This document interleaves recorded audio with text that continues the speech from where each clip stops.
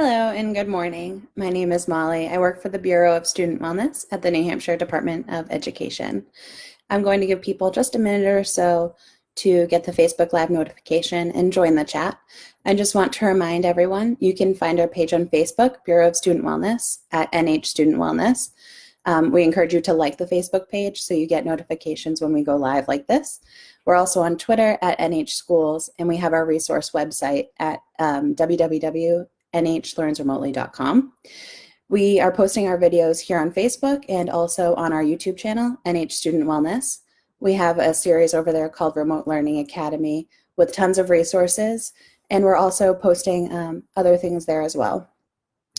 We have the hashtag NHLearnsRemotely, and be sure to use that as you do new things, and we'll check them out and see them as well.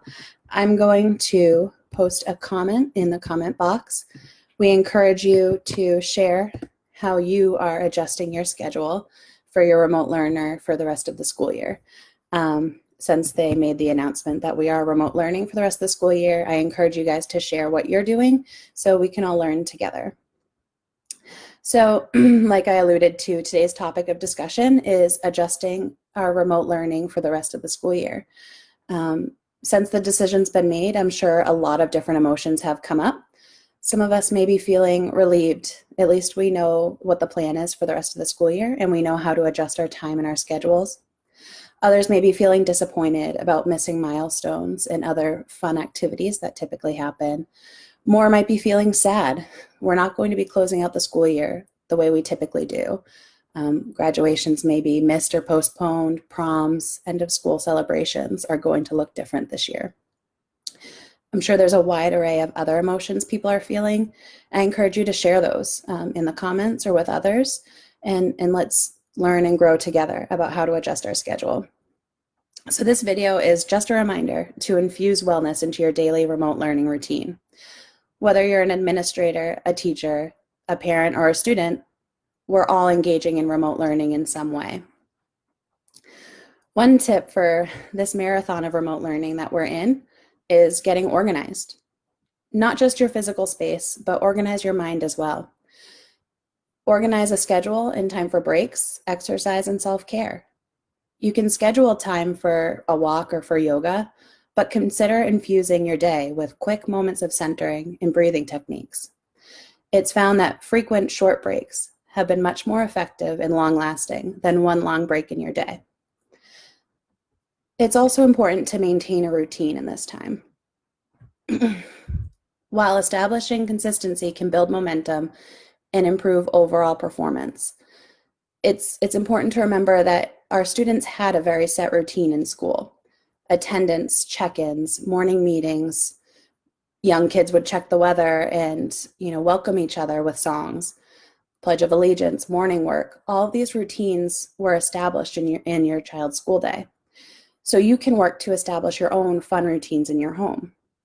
One thing you could do is every morning listen to a pump-up jam before your kids start their remote learning. Or close out your day with a family Zoom call if they have cousins or friends that they want to Zoom with. Or every night or every week, share a family dinner with others over Zoom or other of those platforms where you can video conference. Another strategy for remote learning for the rest of the year is finding someone you trust to talk about your emotions. Like I said earlier in this video, people are experiencing lots of different feelings about the announcement of remote learning for the rest of the year. Find time to share how you feel, acknowledge your feelings, and work toward finding positives in this time of change. If you don't feel comfortable sharing your emotions with others, maybe try journaling. Sometimes seeing your emotions on paper will help you process what you're feeling about this big change. I also encourage you to limit your exposure to stressors. Stressors can be different for everybody, but limiting when you see them and how you see them can improve your overall mood and wellness. I know personally for me, news is a big stressor. I make a concerted effort during the day, but I set aside time each night to check in on my news app and stay connected to the world.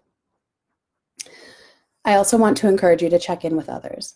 If you're personally feeling disconnected, your family or friends might be feeling the same way too. Pay attention to the 5 signs.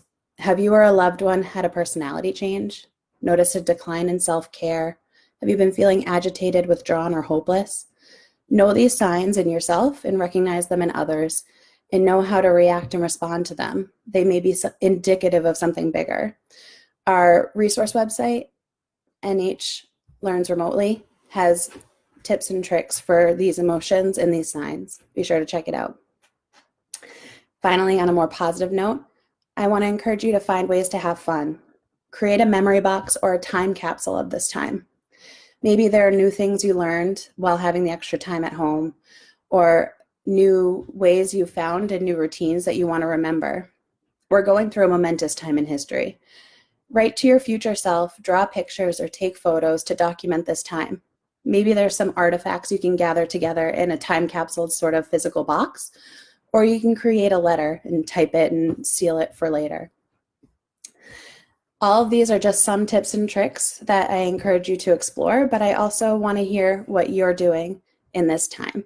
So be sure to share down below, and also be sure to like our social media, Facebook, Twitter, and we have our website as well, and check us out on YouTube. And be sure to tune in this afternoon.